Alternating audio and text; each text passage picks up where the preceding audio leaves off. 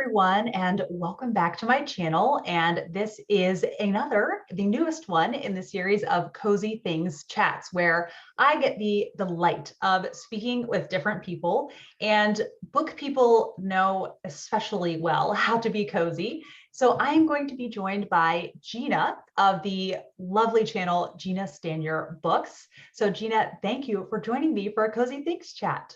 Hi, Kate. Thank you so much for having me. It's such a delight to talk to you in real life. Yes. Speaking live it's a big treat. Yes, so I am looking forward to hearing your list. And Gina and I have a fair amount of crossover in the books that we like. We both like mysteries. We both really like middle grade, and some modern classics in there. And also, you like Victorian literature too, right? Definitely. Yes. Yeah. I just read my first Elizabeth Gaskell due to you. So, Which one did you read? oh, of course, I read Wives and Daughters for the last Victober. Yes. Oh my goodness. And you enjoyed it? I did. I loved it. I didn't realize it was unfinished at the time. So I got to the end and went, ah. I know. And it's so, I think it makes it more frustrating that it's unfinished because it was just so little was left that it just, if she had just lived, a week longer, could she have finished it? Yeah. Did you end up watching the miniseries afterwards? I have not, no. That always takes some of the sting away from me because it gives it a really nice, complete feeling ending.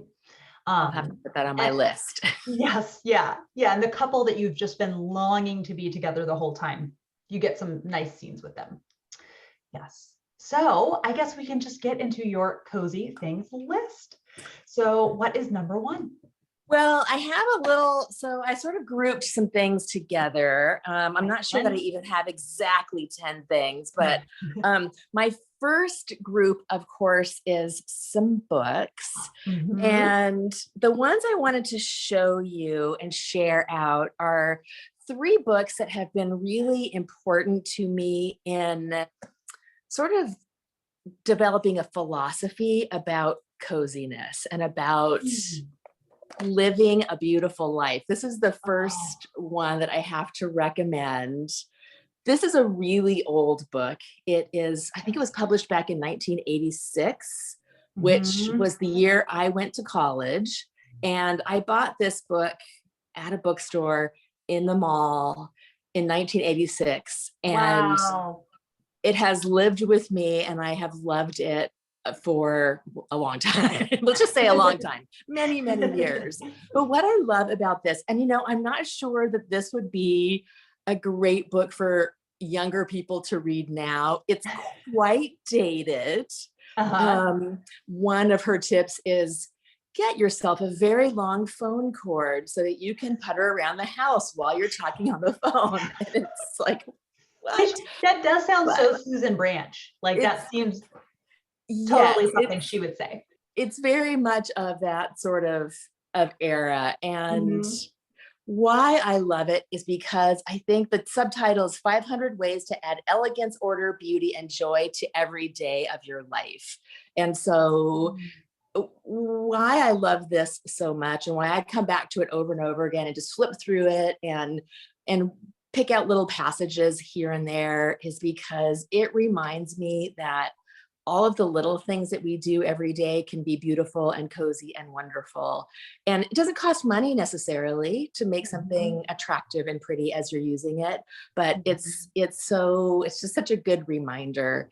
And I would go, like my mother, when we were young, we'd travel. She would take a tablecloth and teacups to the hotel so that she could like make things look pretty. And so this book is really just, it's about that, about how to make sort of the everyday life really pretty and attractive. So I love this one, but it's really This is more for, I think, nostalgia purposes. It's not quite as relevant now, but there is one that I have now that I actually really like. And this one is At Home with Madame Chic. I don't know if you've ever heard about this. I have, and I love her YouTube channel as well. Yes, yes. Jennifer's got a YouTube channel, which is wonderful. And this one is a sort of similar. This is Becoming a Connoisseur of Daily Life.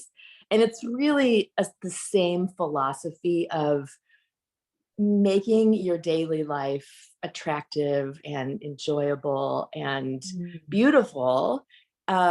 I'm not sure Jennifer would approve of my very casual shirt today, but I'm also quite casual person, but I do really appreciate thinking about how I can make things more attractive and cozy. And her website's wonderful. Her books, she's got several books. Her YouTube channel is so beautiful. So that is one of my favorites. Oh, and then lastly, on my kind of Getting a Cozy Life books is Apartment Therapy. And they've also got a website.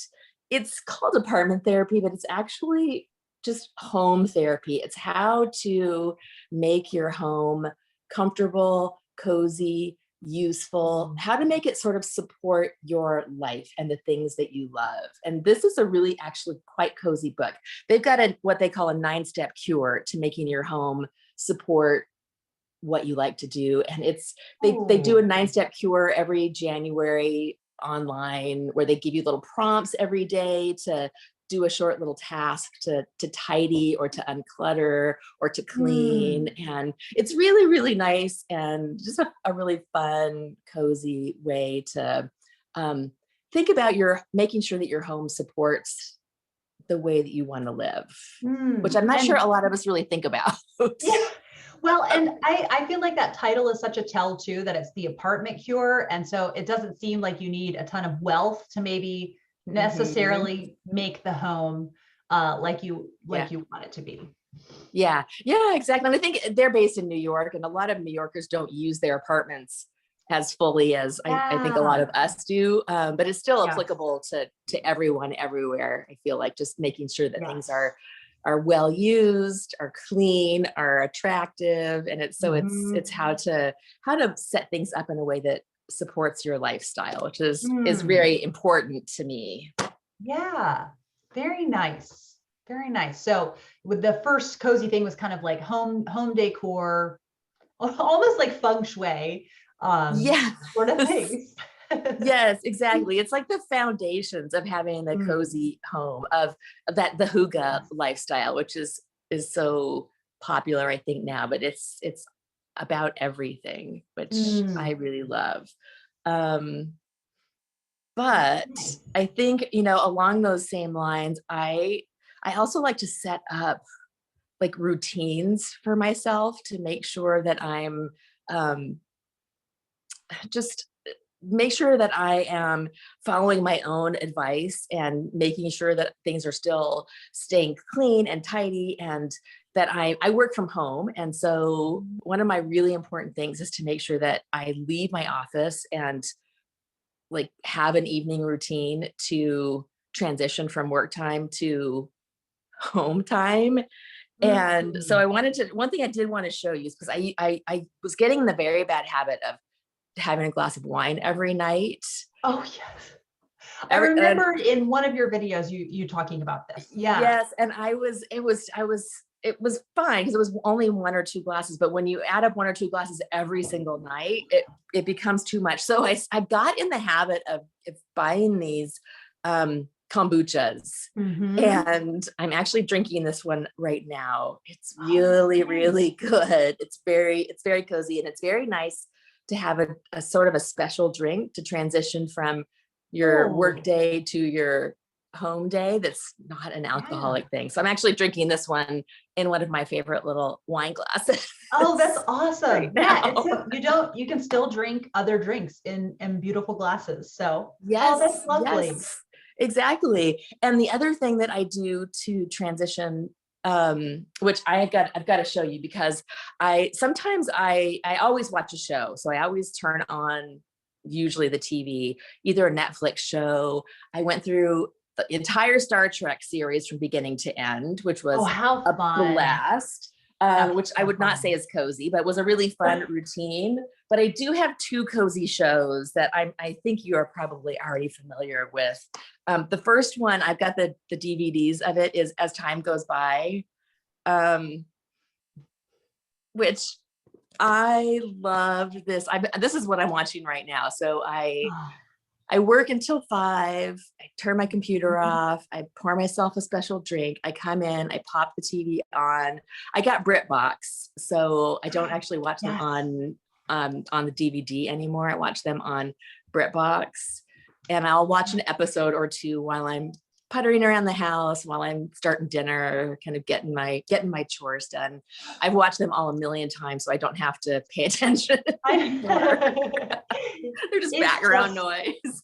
It's like I never would have thought that bickering would be so comforting, but just the way that they bicker in the show, I adore them so much. They do. And actually my spouse and I probably have a similar level of bickering, which maybe is another reason why I love it. But they have the funnest. I love shows where people are sitting around the house, cooking dinner, sitting on the couch, drinking coffee, drinking tea. And that's what this show is. It's I love the scenes where they're sitting in bed together and they're reading. And she's reading Ruth Rendell. That's how I discovered Ruth Rendell. I'm always watching for what people are reading on these shows.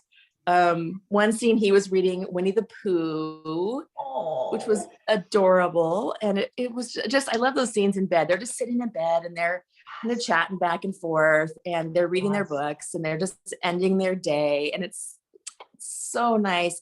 This, I think, is a show everybody could love, even though it's from the 90s too. It's so good. And Judi Dench is just unparalleled. Mic drop, right? Yes.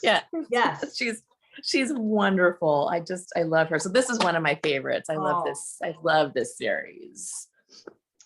I yeah, it's so good. And I think you've seen this one too. Have you seen Hetty Wainthropp Investigates? This is one I haven't seen yet. Oh my gosh. This is also on BritBox.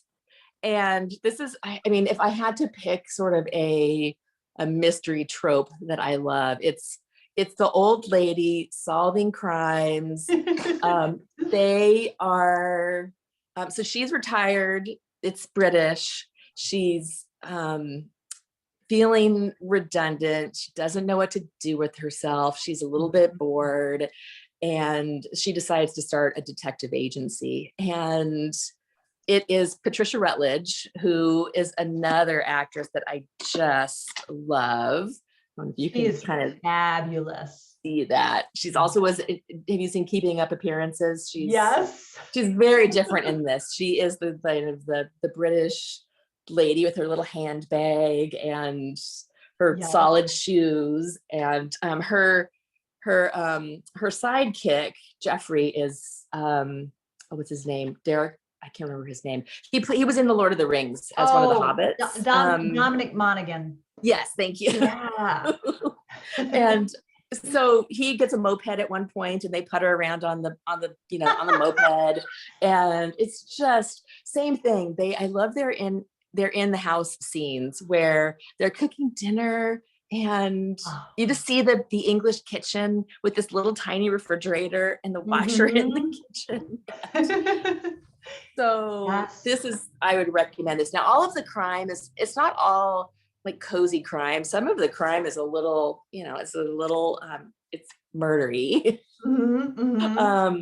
But I love it. And again, like Judi Dench, Patricia Rutledge is just, she's so cozy. I love her. I will have to be trying out Hetty Wainthropp Investigates. Yes. And it's on, do you have BritBox? I do. Oh, it's on BritBox. Excellent. So yes.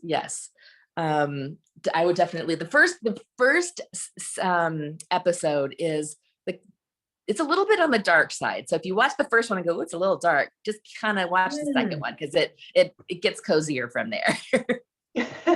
Yeah, I feel like often the first episode of a series, you shouldn't necessarily base your opinion on it, on the whole show. Like the first book in a series sometimes, right? Yes, but the not first always episode of a TV series is like less of an investment of your time also. than a whole book. Yes. Yes. Yeah, it's like Definitely. the first Maisie Dobbs book. I don't know. Have you read any of the Maisie Dobbs books? I Yeah. have.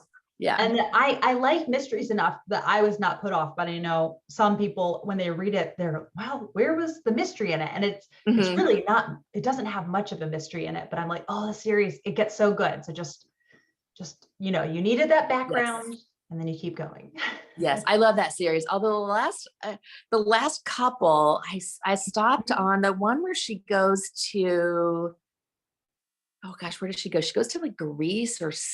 Oh, I can't remember what it was, but I started it and thought, yeah. and then I haven't picked it back up. So I need to get back to that, because I think that is one of my favorites. I didn't like that one as much. But I just read, I think is it To Die But Once? I can't remember, but that one actually might be my favorite in the series. It might have been like the 13th in the series or something. Okay. Yeah. Yeah. I'll have to check it out. Because yes, that's one thing I definitely love. I love long mystery series. Yes. With many, many books. I'm sure you've read the Louise Penny ones, The Still Life, or the Louise. Yes. Yes. Oh, yeah. I'm a few books behind. But I just saw on her Facebook that she is currently writing the next one. Yeah. So gosh, it's amazing. Sorry.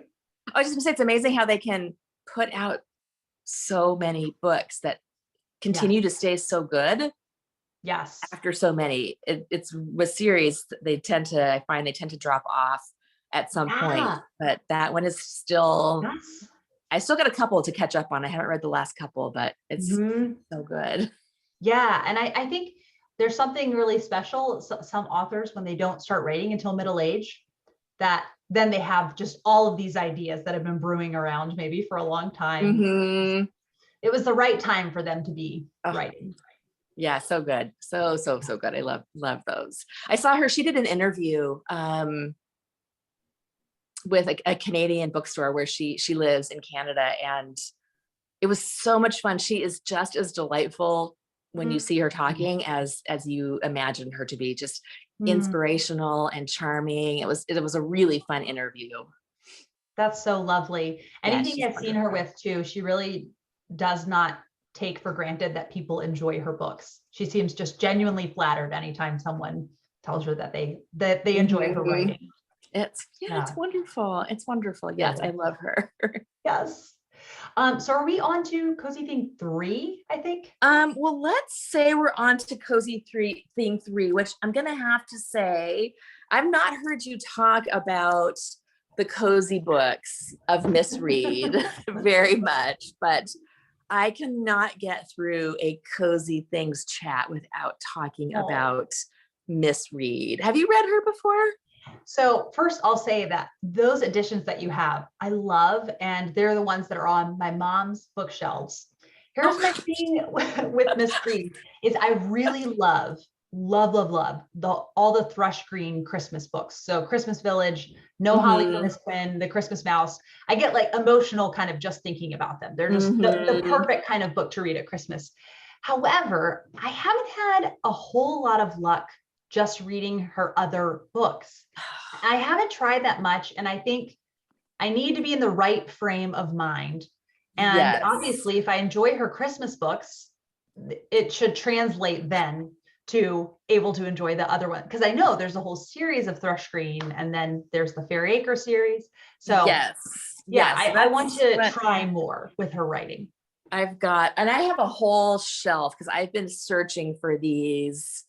Probably since about 2013 was when I discovered her and started looking for these books. So I've got this is the Thrush Green series. And yes, I mean, these books, just the covers themselves are so cozy. I mean, I love this one is Farewell to Fairy Acre. That's Miss Read, the teacher. I don't know, it's a little bit glary because it's got the Mylar cover on it, but the covers are just so charming. And the Thrush Green series I love because it's a little bit soap opera-y, but very gentle soap opera-y. Exactly. With the vicar, the biggest controversy is, did somebody invite someone else to dinner and not invite, someone, the other person in the village, and it's a big controversy.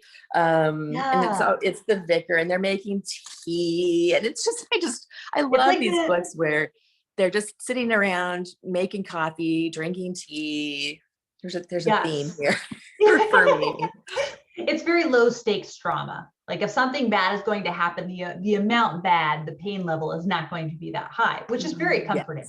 So now, exactly. You might not know the answer to this, but for you, between the Thrush Green series and the Fair Acre series, do you have a preference? Mm-hmm. Yeah, I love the Thrush Green series the best. Okay. Because they are very much a continuation of the same characters.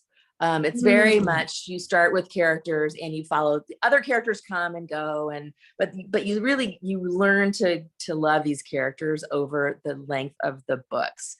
The Fair Acre books they're sometimes the same character. Miss Reed is the school teacher, and it's told in first person, but it's not as character driven as the Thrush Green series. So you get these little episodes of here's a story about this person, or here's a story about this person. Whereas with the Thrush Green, you get to know the characters and they grow and they change over the years, which is why I love it so much. Yeah, I mean, she does like check so many boxes for me. So I really do. I want to keep trying to get into it. I don't know. I mean, they're dated too. They're old. I know. So I read a lot of old books. Yes. So. Well, and I think some old books, some things that are dated age better than others. I think these age fairly well. They're definitely very, they start out, I think, in the 50s. And I think the town is very rural. A lot of people don't have electricity or running water. So it feels very much, I think, older even than they really are. And then she wrote all the way through, I think, like the 80s. Wow. It was a very long running series. And then she got fairly infirm and had, I think, a ghostwriter helping her with the last couple books. So if you read maybe the last book or one of the last couple books, it might have been there was a ghostwriter helping her because she had become fairly infirm at that point. I see. Yeah, I know. I've heard Miss Reed fans don't really love the newest Christmas book. That's the very last one. Yeah. Okay. That had a ghostwriter. Yeah. Exactly. Yeah. People just being like, yeah, it's not up to her same standard. So. Yeah. So I would try like there's this one Gossip from Thrush Green, or actually, if you want to start at the beginning with just the first one. It's called Thrush Green. And the opening scene is a little boy who is just wanting to go to the fair. It's the fair that comes in, and he's in bed. He's been sick, and he's waiting for the doctor to come tell him if he can go to the fair or not. This is talk about the low key drama. Is he going to get to go to the fair or not? And they have beautiful pen and ink illustrations in them, right? They do. They have really sweet illustrations. And let's see if I can find a good one here. Is just them at the out front of the village. That's so charming looking. They're very charming. Oh, this is actually kind of a sad one because I think this was the one where the vicarage burned down, but oopsie. But since it's in Thrush Green, everything ends up okay. It ends up okay. It ends up better. They all hated the vicarage. It was a whole terrible old building, and nobody liked it. But so it's kind of providential. Exactly. Oh, that's so nice. All right. I guess we'll move on to the next cozy thing. So the next thing, so this is sort of another little a combo rumbo thing. Now, I think that you cannot have a cozy life without a tray, because so this is a plastic tray, old cafeteria tray that we collect. I buy a ton of thrift store stuff and vintage things, and this is just an old plastic tray. But what I put on it is, so this is an ivy cup and saucer, coming back to kind of using your most beautiful, fun things. The reason that I like this cup and saucer is I wanted to share this because it's so, it's one of my favorite things, is in the series I Love Lucy. Did you ever watch I Love Lucy? Yes. This is the dinnerware that Lucy uses in her, when she's on the show. Like this is the dishes that she uses. And I have all of these. I have plates and the cups and the saucers and the gravy boat. So I love Lucy. This is one of my favorite cozy things, but I also love these ivy dishes. And I think for the purposes of this, my takeaway is use the things that you have that you love every day, and don't save them for like a special occasion. Yes. Even though these are, gosh, 75 years old at this point, and fragile. I use them. I'm not precious with them. I don't want to own anything that I'm going to be too devastated if it is broken. I mean, I don't want these to get broken, but if it gets broken, I can live with that. Yes. And that's so lovely that you have that connection with it. That's, wow. I love that cozy thing. And and I've been collecting them for years. Yeah.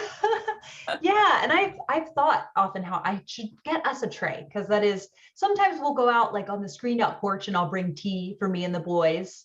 And it would be much easier to do all that. Yes. And even like when they're, when you're on the couch and you're reading, if you bring everything over on a tray, it just keeps it corralled. It looks attractive. I take this thing up on Saturday mornings. I already have an Instagram picture this morning of my tray with my book and my middle grade book and my cereal, because it's just so nice to just kind of keep everything organized. And it looks very cute and cozy if it's on a tray. Oh, that's lovely. Yeah, no, it's the aesthetics matter, very nice. Very nice.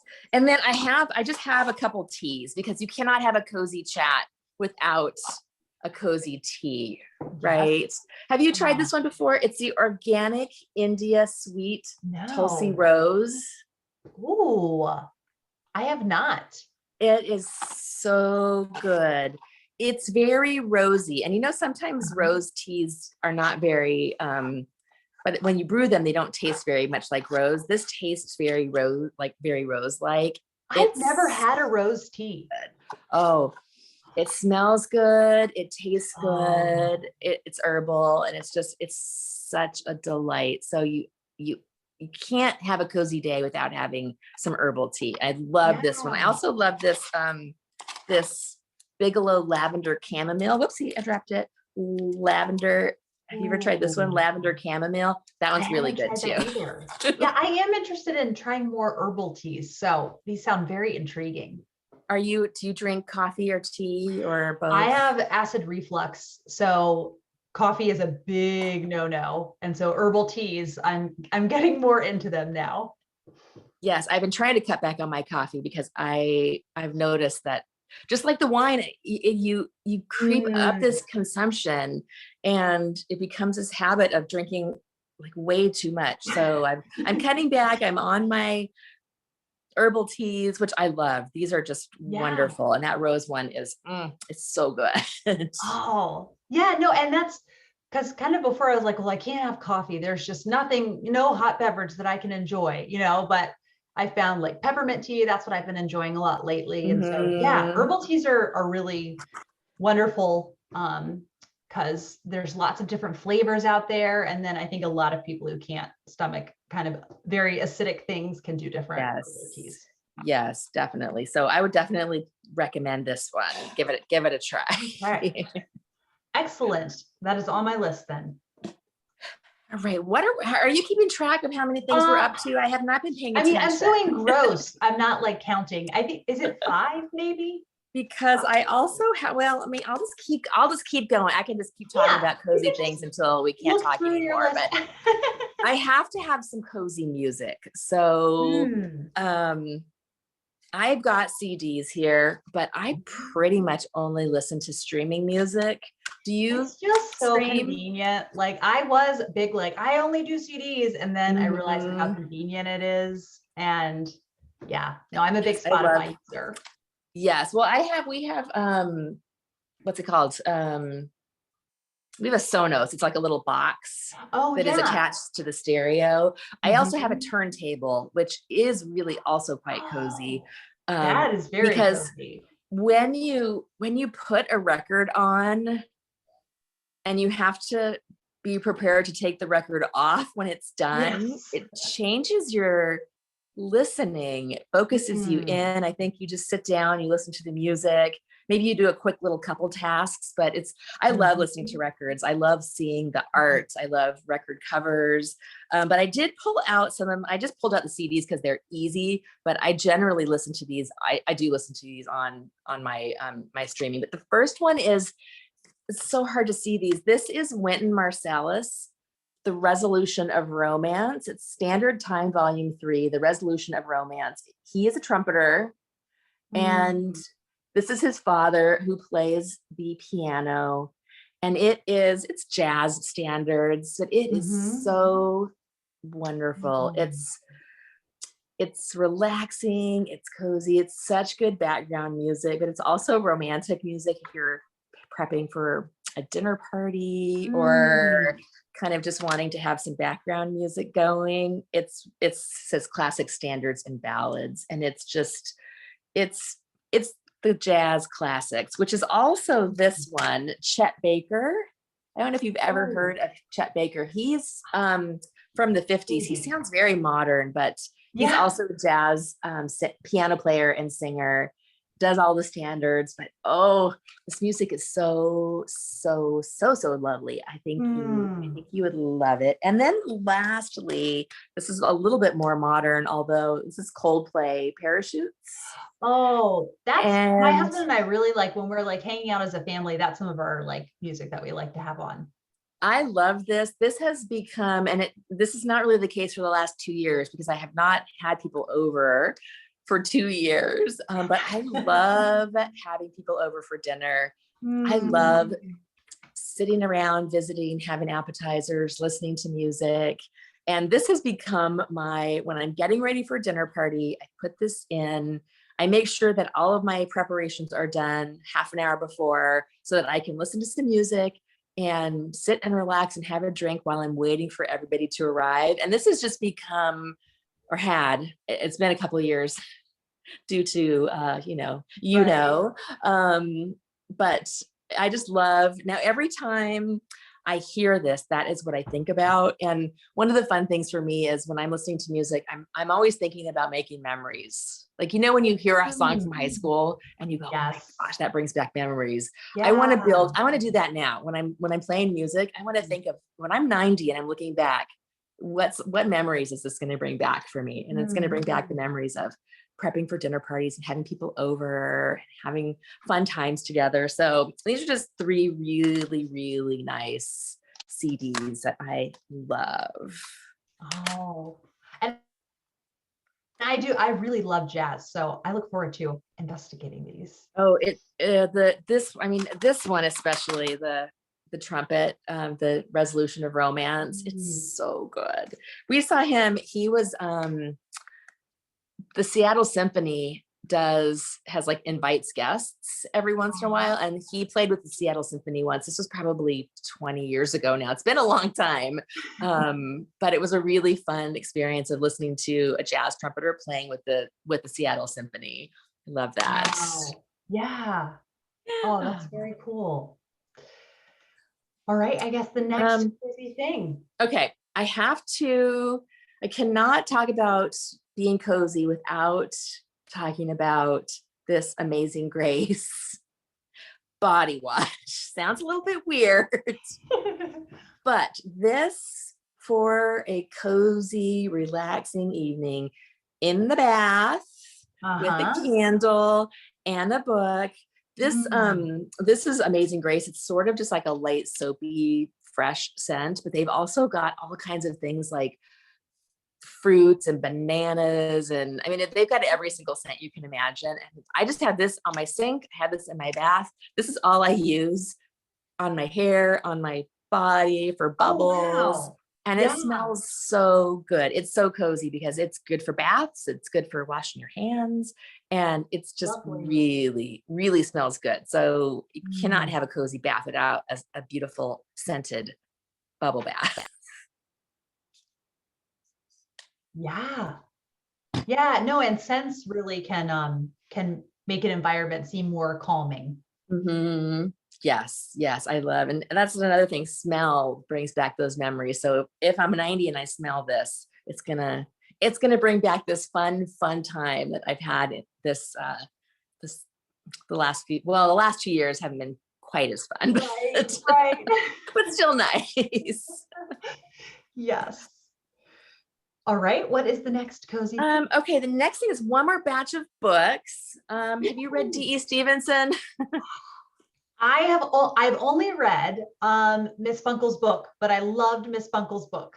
Yes, she has so many cozy books, and I love these old vintage copies. So this is another author. I've got a great used bookstore it's actually about 45 minutes from me, but they always have vintage hardbacks. I always find treasures. So this is Celia's house. Which, I mean, look at that cover. And really it's told, I don't know if you've read, you said you've read Miss Bunkle's book. This one it's about a house and the people that live in the house. And I love everything about house. I love like cozy houses, and it's always full of family and a little drama. And then this one is Listening Valley. And this is these covers are just so, sorry, there's a lot of glare on that. But D.E. Stevenson, if you liked Miss Bunkle's book, I would say tends a little bit towards the light romance, which I really love. And I love these old romances. Is that one set in Scotland? I feel like that cover looks so Scottish. Yeah, it is. I'm trying to remember this one. It's been a while since I've read it. But she's got a ton. This one I think was part of a series. She's got a few that are like 3-book, sort of loosely tied together. But yeah, I don't remember. I think this one's set in Scotland. I'm not remembering off the top of my head for sure though. Like our beloved Rosamund Pilcher, right? And I didn't pull out any Rosamund Pilcher books. Actually, I should have, because I've got some old vintage ones of hers. Wait, no, I won't grab them because they're kind of away. But I found at that same bookstore, I found some of her the old early paperbacks, but they had them in the old vintage hardback editions. Oh, that's lovely. Which was such a find. I think I actually like squealed when I was in the bookstore and I saw that. I would too. Now, I found out she used to write for Harlequin. She did. I put those on my search for list. Oops, sorry. Okay. Because I've not ever seen one of them. I've never seen them in the wild store. I've never even seen one. I've looked on Thrift Books and Abe Books to see if I can find them. And I've seen maybe a couple that are like $90. And as much as I love her, I can't, no. And my theory is probably someone didn't realize what they had. And so they got sold on eBay in like a bundle of Harlequin romances. So I scour the bookstores when I'm in the bookstore or in the thrift store. I always search through those Harlequins to see if I stumble across a treasure, but they were not, she didn't write them under her name. She wrote them under a pseudonym. But I'm always searching for those. I've never seen one before, but wouldn't that be great? One day it will be magical. Oh my gosh. It would be so. That's like, I love Sarah from Hardcover Hearts. She loves 84 Charing Cross Road. And what she really wants the Folio Society edition. And so for Christmas, I think this was 2 Christmases ago, her husband was thinking of getting it for her. And then he said to her mom, but I don't want to take away the joy of one day she's going to go into a used bookstore and there the Folio Society edition will be. No, it is fun. That is such a thrill. It is. And I went to, there's a place called Baldwin's Book Barn. That's a close drive. And it's this very unassuming looking, just old stone barn, full 4 stories books. And I went with a friend and I found the most random thing, but I was so excited to find it. It was a collector's edition magazine, all devoted to the 80s film, The Young Sherlock Holmes. It's the most random thing. And as soon as I saw it, I'm like, I was meant to be here today. And then my friend that was with me, she found there are Nancy Drew picture books that are like their own stories. They're not adaptations of the books. And she said they are really expensive online. And it was $7 in the bookstore. So we both came out very happy. Those fun. I love it when that happens. So much fun. Yes, I love 84 Charing Cross Road. You've seen the movie, haven't you? No, this is a crime. I know. I read the book for the first time 2 years ago and I wept. Oh my God. It was so good. And it's not intentional. I keep being like, I need to watch this film. So it's going to happen. You have to watch it. It is the best. It might even be better than the book just because it lends itself really well to a movie. Their banter back and forth is very funny and sweet and charming. And it's so much fun to see her getting books in the mail. You forget how difficult it was to get books in the mail back then because it's so easy now. Her first book package that she gets, she sees her mail and she's like, she squeals and runs upstairs. And I'm like, I still feel like that every time I get a book in the mail. Just as exciting. Well, and especially because the ones that you order in the mail are the ones that you haven't found in a store. So you've ordered it specifically. Yes. Unless I guess you pre-order something, but there's very few books that are, coming out new that I have to pre-order. So yeah, a lot of them are just random I've things. just recently discovered thrift books and buying used books online, and it could be dangerous. There's so like basically anything that you could want is on there. Yes. Yeah. Well, the problem is I just bought a misread book, and when it arrived, it had a huge sticker on the front that is not removable. It's been on, it's a 35-year-old book, not removable. And although, of course, have you heard of the hairdryer trick? I was afraid. Yeah, it's so on there. I don't think it's going to come off. And I would hate to start and then have it half on and half off and not be able to get it. So it's like, I'm just going to leave it. But that's the risk with with buying used books online is just, they don't disclose everything. So that was kind of a bummer, but otherwise, yes, I generally love buying books online. Yes. Yeah, you do have that kind of little element of risk.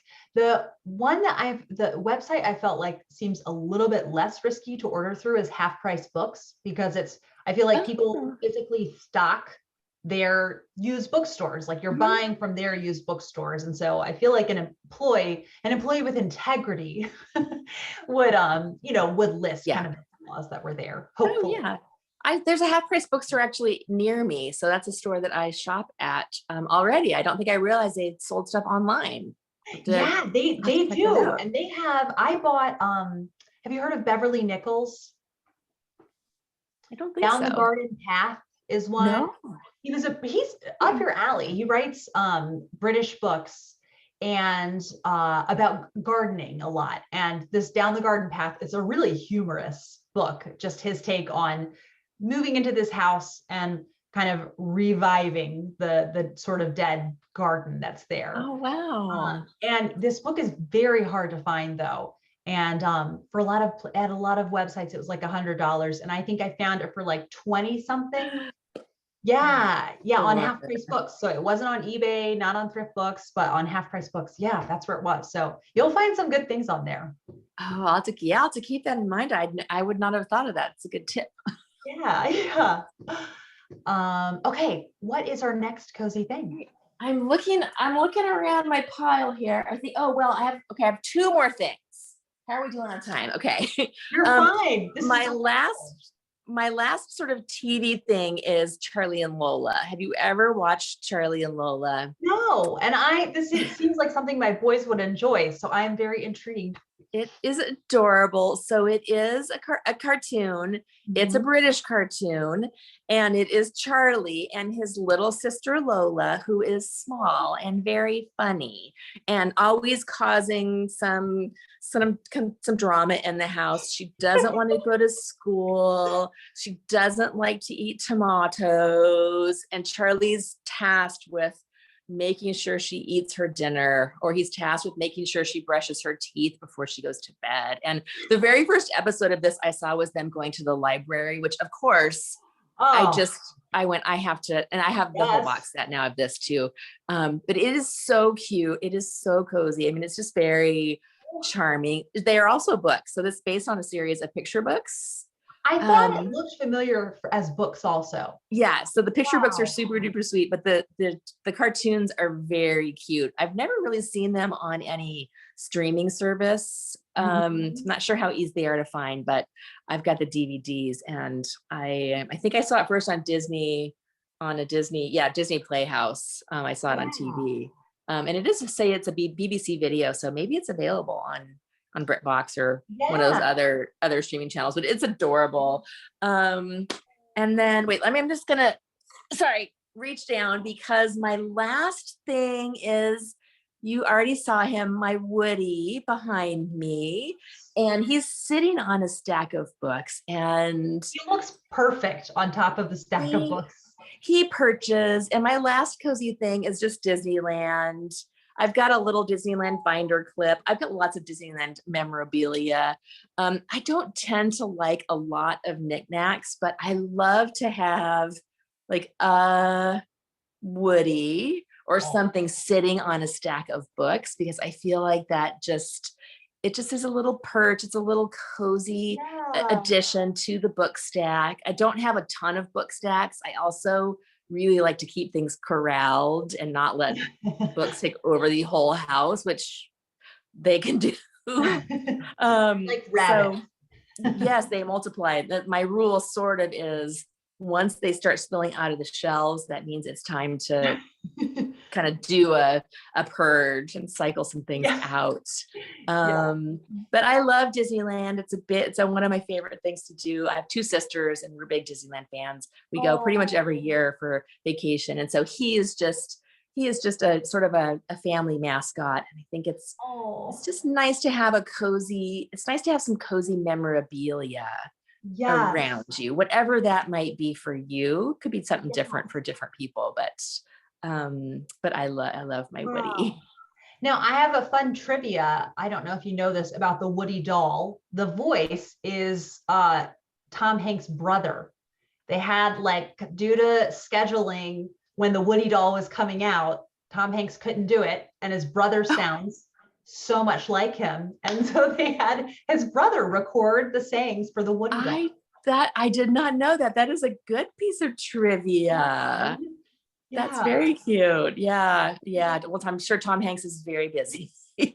Yes, he has a lot on his agenda. Now at Disneyland, I've never been to Disneyland. I've been to Disney World, but do you have Hmm. a kind of favorite section or a favorite ride in within Disneyland? Oh, Disneyland has a ride called Storybook Land.